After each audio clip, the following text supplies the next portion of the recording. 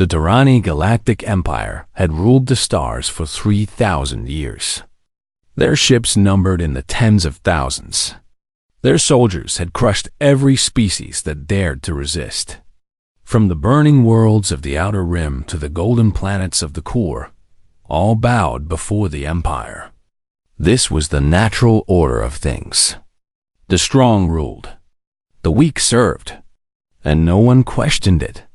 Admiral Vorath stood on the bridge of his flagship, the Eternal Dominion.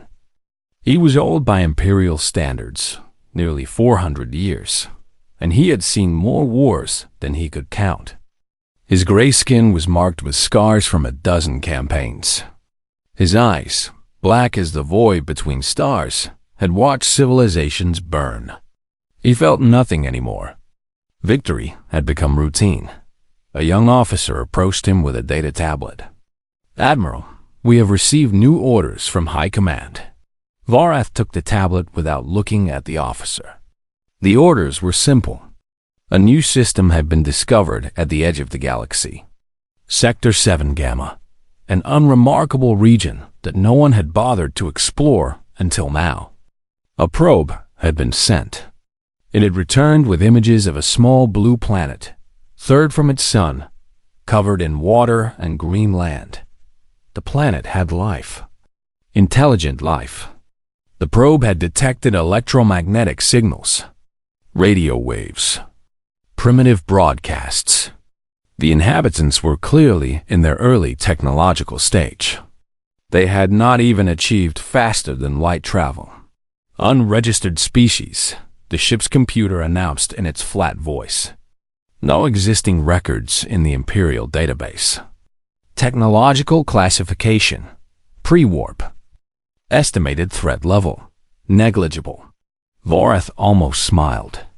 Another primitive world. Another easy conquest. He had done this 1,000 times before. Send a fleet. Deliver an ultimatum. Crush any resistance. Add the world to the Empire's endless list of conquered territories. He gave the order without hesitation. The 15th Subjugation Fleet would handle this matter. 200 warships. More than enough to bring one small planet to its knees. The fleet departed within the hour. Vorath did not bother to watch them go.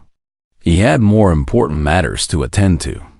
A rebellion was brewing in the outer sectors.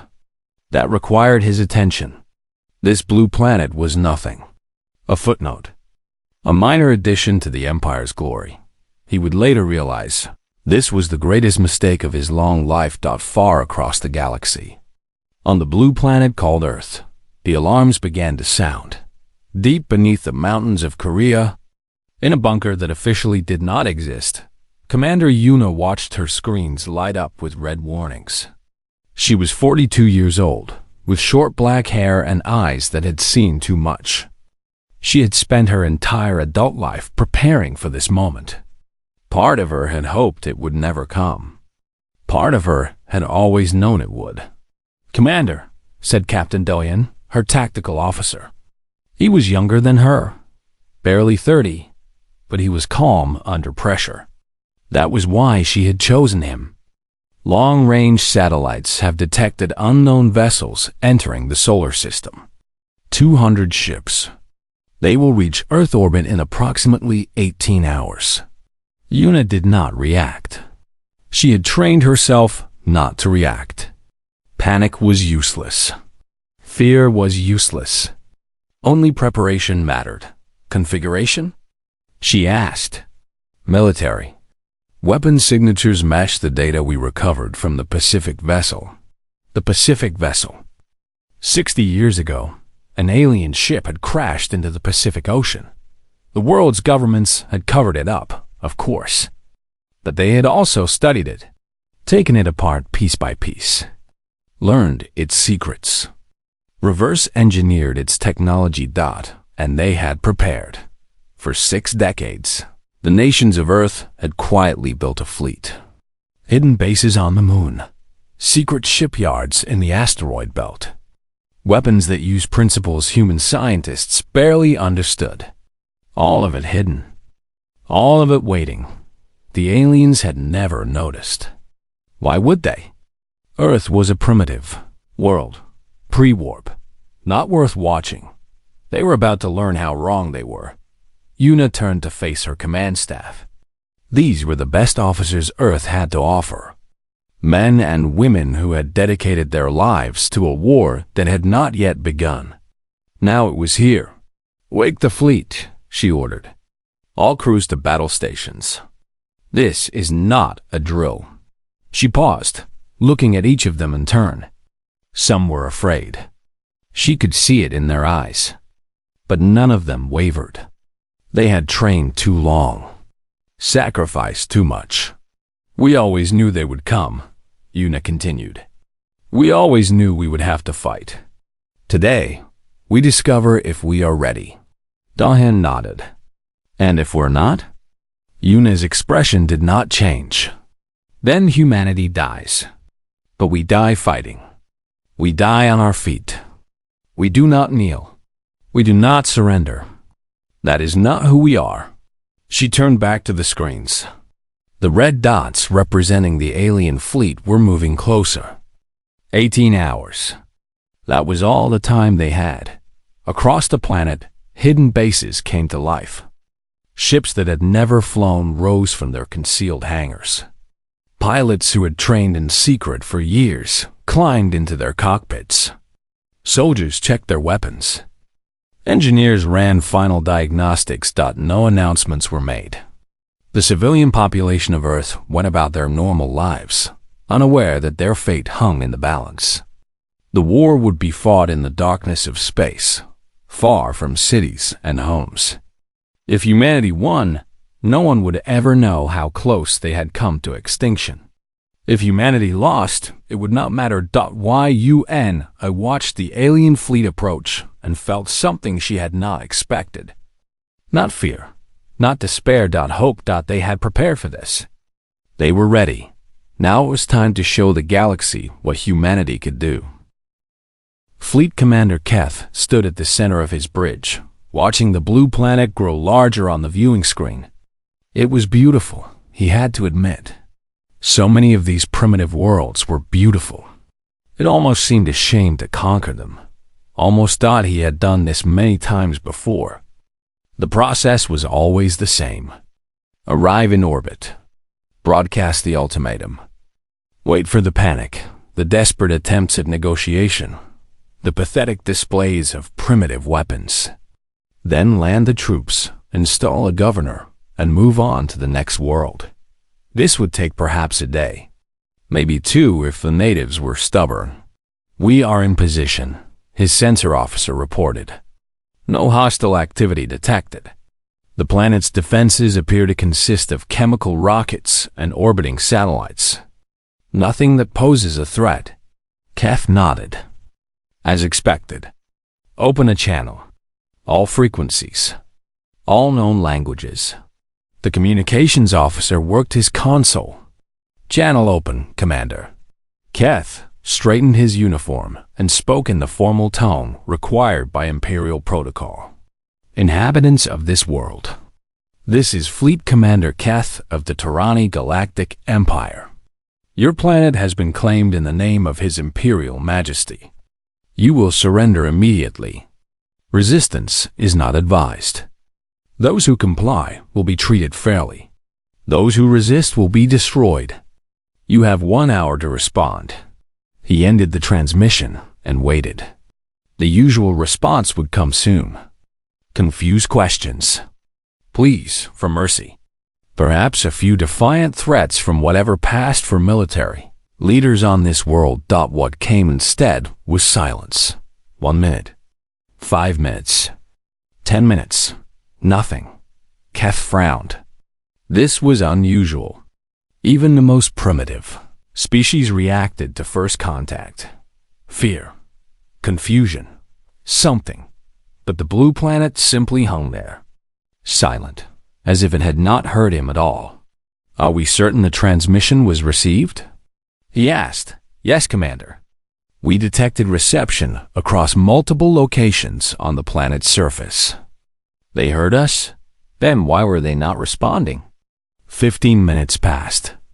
Keth's unease grew. Something was wrong. He could feel it in his bones, though he could not say what it was. The planet was too quiet, too calm. Then the response came. A female voice. Speaking perfect, Imperial common. Clear, confident, almost casual. This is Commander Yuna of the United Earth Defense Force. On behalf of the people of Earth, I must decline your generous offer. We will not surrender. We will not comply. And if you do not leave our system immediately, we will destroy you. Keth stared at the speaker as if it had grown teeth. Had he heard correctly? A pre-warp civilization was threatening an Imperial fleet? The arrogance was almost impressive. He opened his mouth to respond, to explain to these foolish creatures exactly how hopeless their situation was. He never got the chance. Space itself seemed to tear open. One moment, there was nothing but empty void around the Imperial fleet. The next moment, ships were everywhere. They appeared from nowhere. 300 of them. Black hulls that seemed to drink in the light. Angular designs that matched nothing in the Imperial database.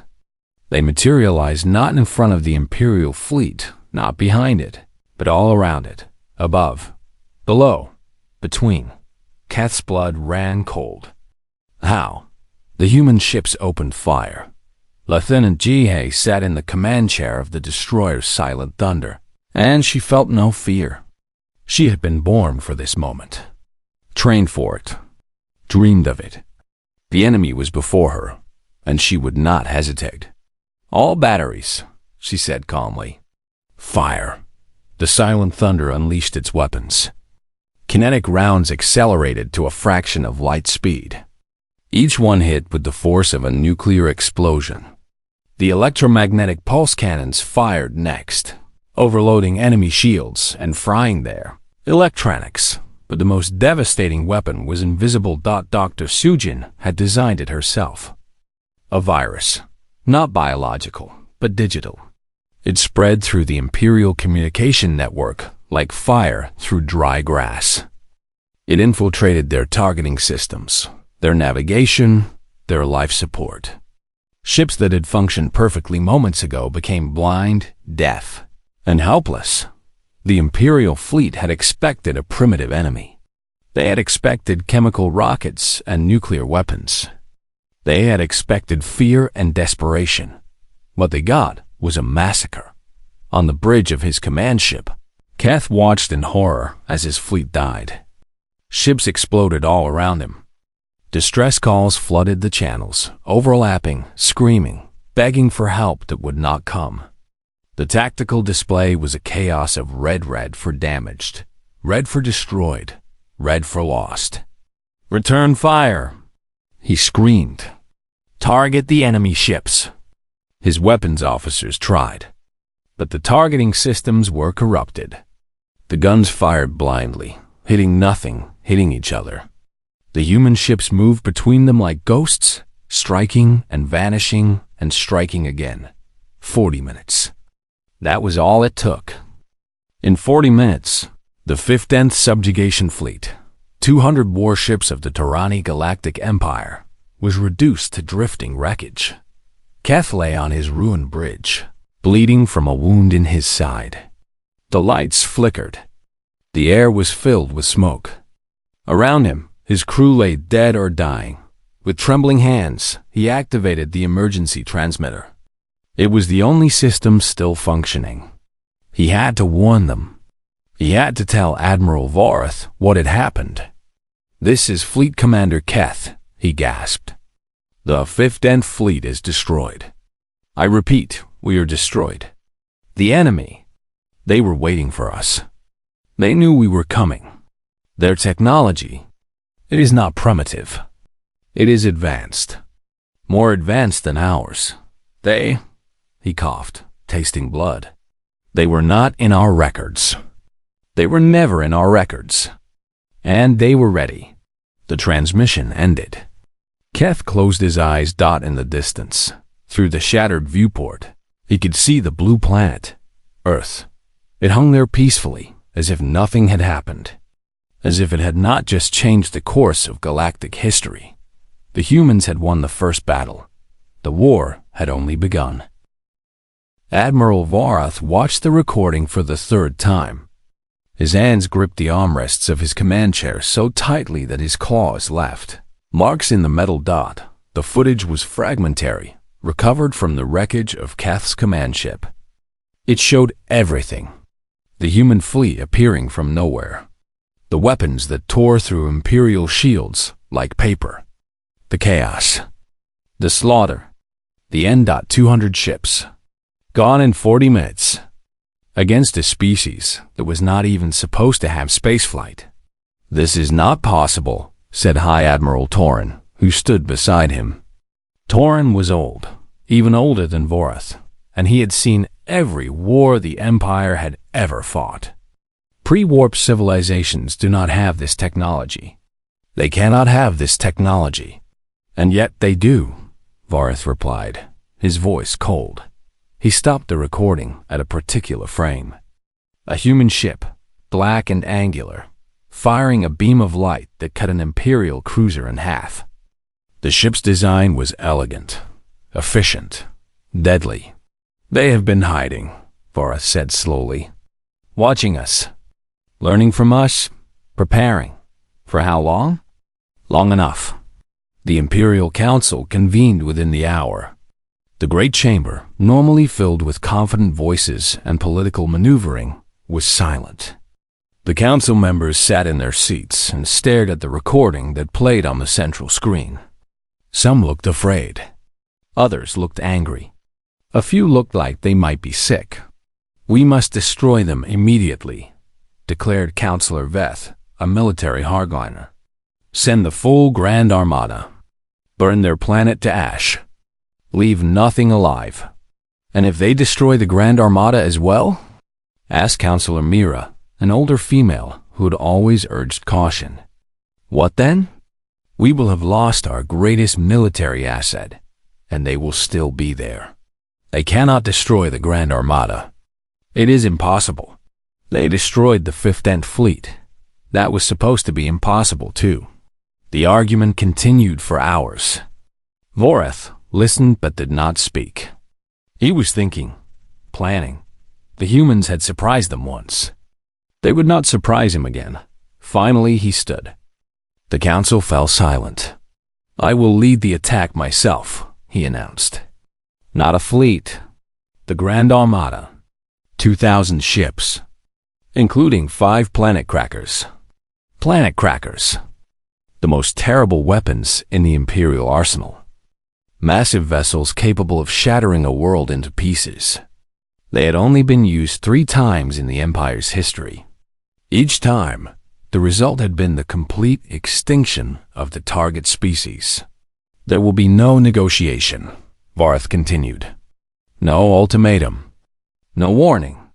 We will arrive, and we will destroy them. Every ship, every city, every last human being. They will be erased from existence, and their world will become a warning to any who might think of resisting the Empire." The council approved his plan unanimously, on Earth. The mood was grim.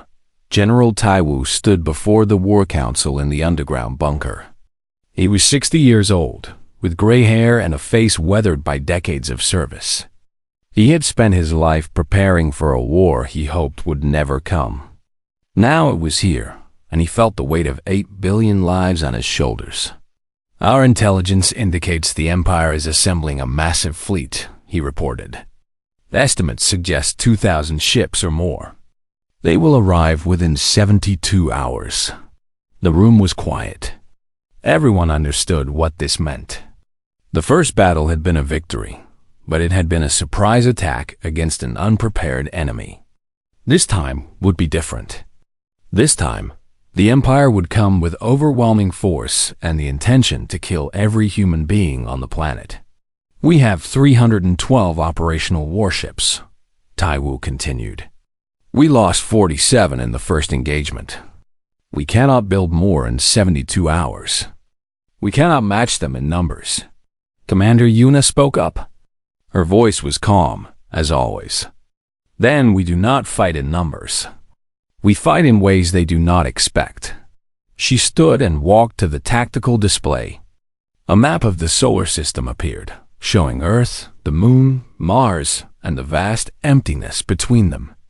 They expect us to wait here, to defend Earth, to let them come to us. She pointed to a location deep in space, halfway between Earth and the edge of the solar system. We do not wait. We go to them. Taiwu frowned. Attack them in open space? We have never tested our ships in deep space combat. Neither have they, Yuna replied. And we have something they do not. She turned to Dr. Sujin. Tell them. Dr. Sujin stood. She was small and slight, with glasses that seemed too large for her face. But her mind was the most brilliant on Earth. She had spent 30 years studying the alien technology from the crashed vessel. She understood it better than anyone. The fold drive, she said simply. We can fold space. Move our ships from one point to another instantly. The enemy fleet travels in normal space. They cannot do what we can do. You want to ambush them, Taiwu said slowly. Appear inside their formation, like we did before. Yes, but on a larger scale. Much larger. Yuna nodded. We hit them before they reach Earth. We hit them where they do not expect. We use the chaos to our advantage. And we make them pay for every ship they brought. There was silence in the room. It was a desperate plan. A gamble. If it failed, there would be nothing left to defend Earth. But if they stayed and waited, they would lose anyway. Taiwu looked around the room. He saw fear in some faces, determination in others. These were the best humanity had to offer. They had trained their entire lives for this moment. Prepare the fleet, he ordered. All ships. Every pilot. Every soldier. We launch in 48 hours. Yuna turned to Dr. Sujin. Will it work? Sujin was quiet for a moment. I do not know, she admitted. The fold drive has never been used on this scale. There are variables I cannot predict, and if it fails, then we die. Sujin paused. But we die trying. That is something. Yuna nodded. It would have to be enough. The clock was ticking. 72 hours until the Empire arrived. Humanity had 48 hours to strike first. The Grand Armada moved through space like a river of steel and fire.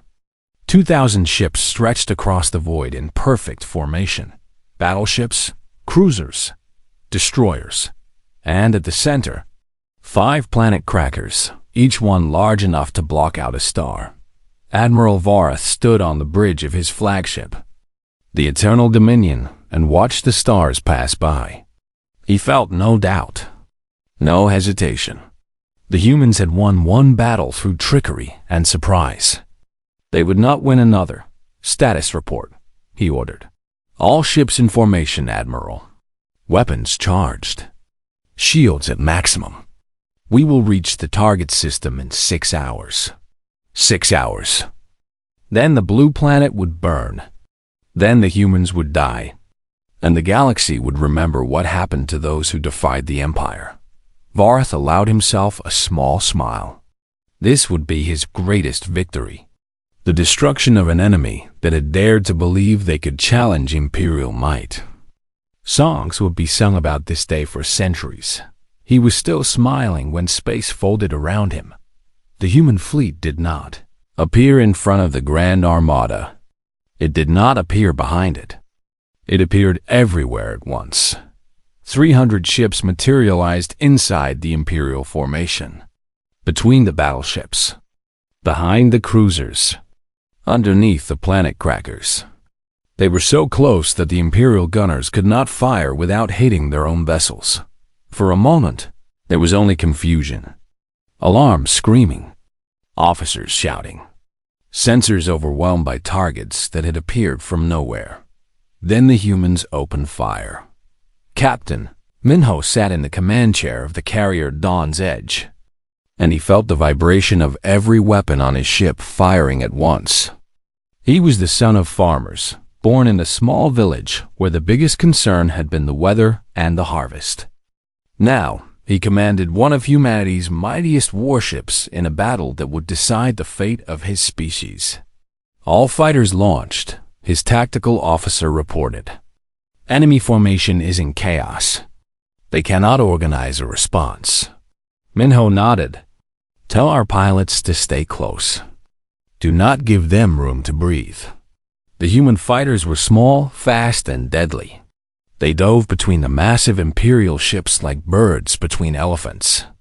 They targeted engines, weapons, shield generators. Each one carried enough firepower to cripple a vessel 10 times its size. Lieutenant Yunji flew her fighter through a storm of fire and debris. She was 28 years old, and she had spent 10 years training for this day. Her hands moved automatically on the controls. Roll, dive, fire, roll again. Ahead of her loomed a planet cracker. It was enormous, a mountain of metal drifting through space. Its weapons were designed to shatter worlds, but it was slow, clumsy, never designed for close combat. She saw her target. A maintenance hatch on the planet cracker's hull, leading to its reactor core. This is Yunji, she said into her radio. I have a shot at a planet cracker. Going in. Negative, Yunji, came the response. That is too dangerous. Pull back and... She turned off her radio. Her fighter dove toward the planet cracker at maximum speed. Enemy fire streaked past her. One shot grazed her wing, sending sparks flying. She did not slow down. The maintenance hatch grew larger and larger in her viewport. At the last moment, she launched her payload, a concentrated explosive charge, designed by Dr. Sujin herself, and pulled up so hard that the G-forces nearly made her black. Out. The charge disappeared into the planet cracker. 3 seconds later, the reactor exploded. The planet cracker tore itself apart from the inside. A chain reaction of explosions ripped through its hull, spreading outward like cracks in glass. When it finally died, it took 2 nearby Imperial cruisers with it. Yunji let out a breath she did not know she had been holding. 1 down, she whispered.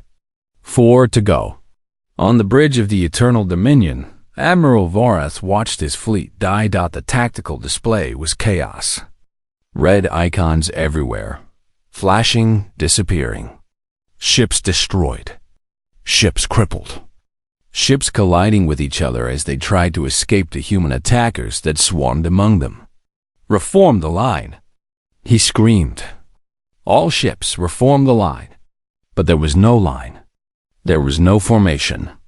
The humans had broken the Grand Armada into 1,000 separate battles, each one a desperate fight for survival. Sergeant Jisoo led her boarding team through the corridors of an Imperial command ship. They had cut their way in through an airlock, and now they fought hand-to-hand against aliens twice their size. Jisoo was small, barely 5 feet tall, but she moved like water. Her blade found gaps in enemy armor. Her pistol never missed. Behind her, her team advanced step by step, painting the walls with alien blood. They reached the bridge. The doors were sealed. Breach it, Jisoo ordered. Her demolitions expert placed charges on the door. A moment later, the door blew inward, and Jisoo was through, firing as she moved. The Imperial officers tried to fight back. They died where they stood. In 30 seconds, the bridge was silent.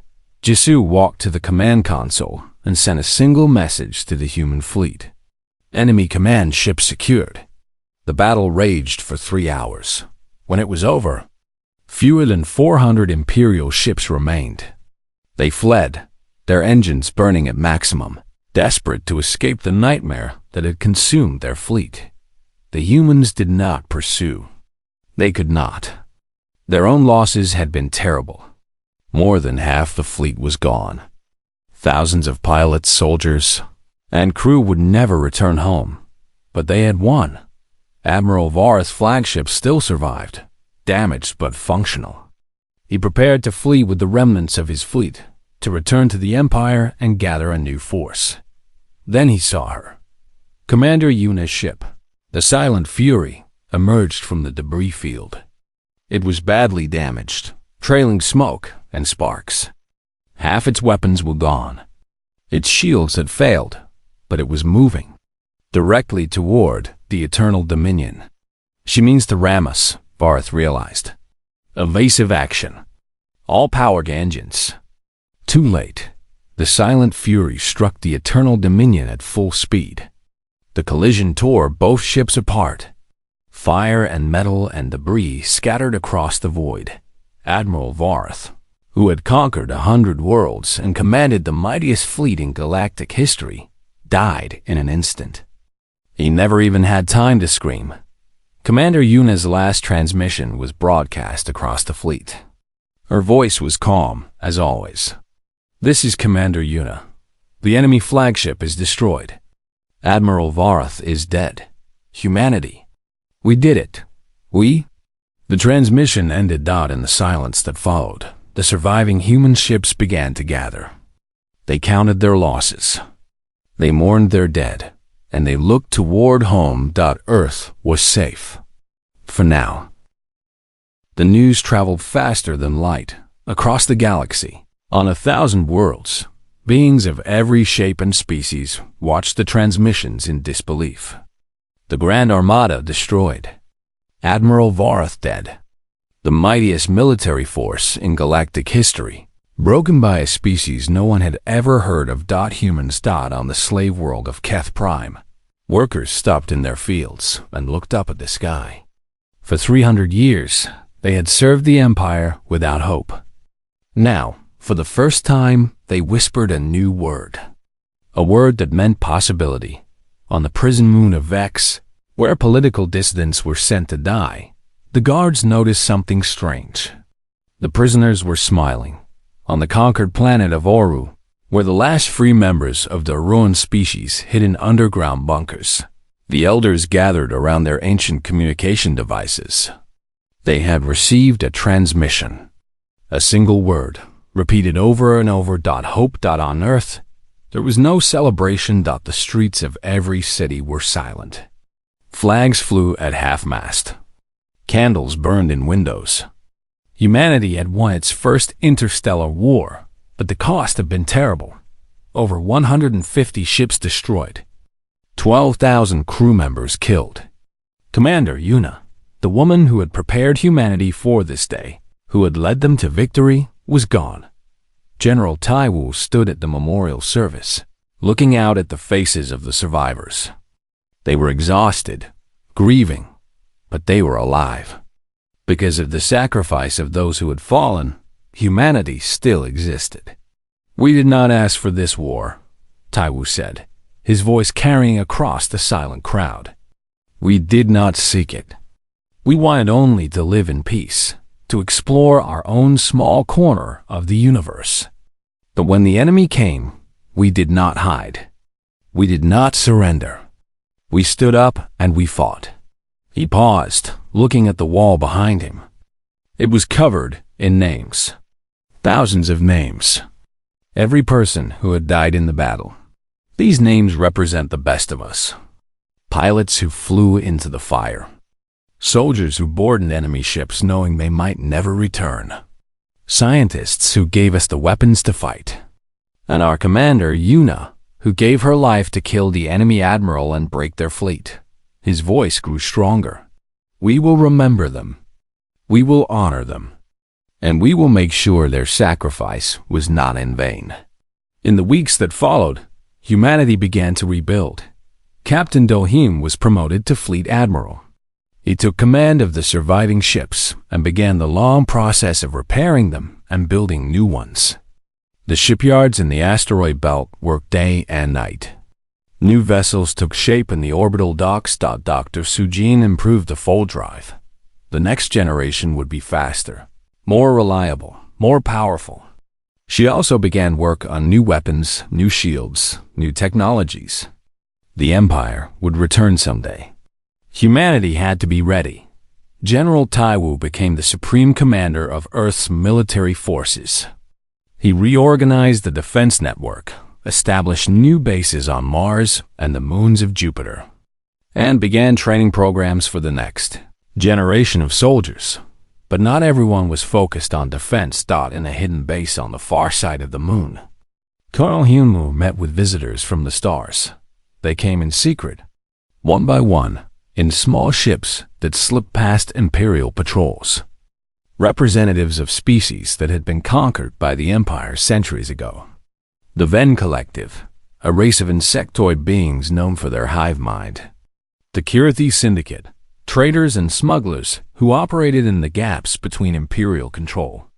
The Orwan Remnant, survivors of a species that had been nearly exterminated for daring to resist. Hyunwoo was 45 years old, a veteran of the Battle of the Void. A scar ran down the left side of his face, a reminder of the day he had led a boarding party onto an Imperial warship.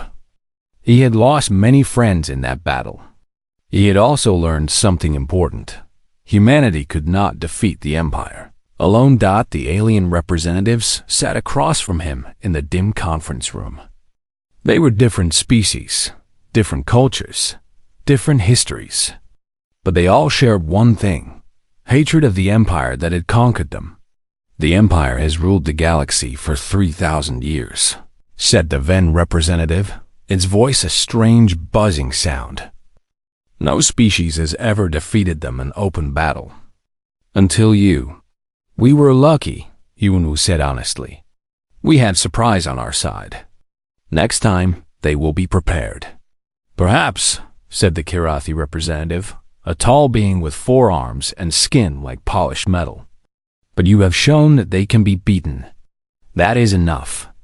That is everything. The Orwan representative leaned forward. She was small and fragile-looking, with large eyes that seemed to hold centuries of sorrow. We have been fighting the Empire in the shadows for generations. Small attacks, sabotage, assassinations. We have never had the strength to face them directly. But with your technology, your tactics, your... She paused, searching for the right word. Your courage. With you we could do more. Hyunwoo considered this. An alliance of conquered species. A coalition against the Empire. It was a dangerous idea. If the Empire discovered it, they would hunt down every member, every world, every last being who had dared to join. But what choice did they have? The Empire will come for us again, he said slowly. Maybe not tomorrow. Maybe not next year. But they will come. They cannot let our victory stand. It threatens everything they have built. He looked at each of the representatives in turn. If we fight alone, we might win. We might lose.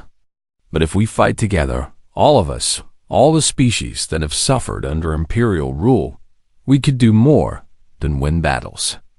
We could change the galaxy. There was silence in the room. Then the Orwan representative spoke again. My people have a saying. The Empire fears nothing. For 3,000 years, this was true. But now, she almost smiled.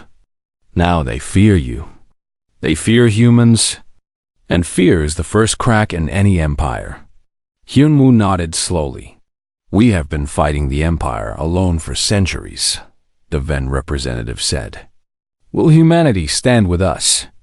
Hyunwoo looked out the window at the stars. Somewhere out there, the Empire was gathering its strength. Somewhere out there, Admiral Vorath's replacement was planning revenge. The war was not over. It had barely begun, but humanity was not alone anymore. Humanity does not just stand, Hyunwoo said. We fight. He extended his hand. One by one, the alien representatives took it. In that moment, in a hidden base on the far side of the moon, an alliance was born. An alliance that would shake the foundations of the Tarani Galactic Empire. an alliance that would give hope to billions of beings across 1,000 worlds. The Empire had ruled the galaxy for 3,000 years. Its reign was about to end.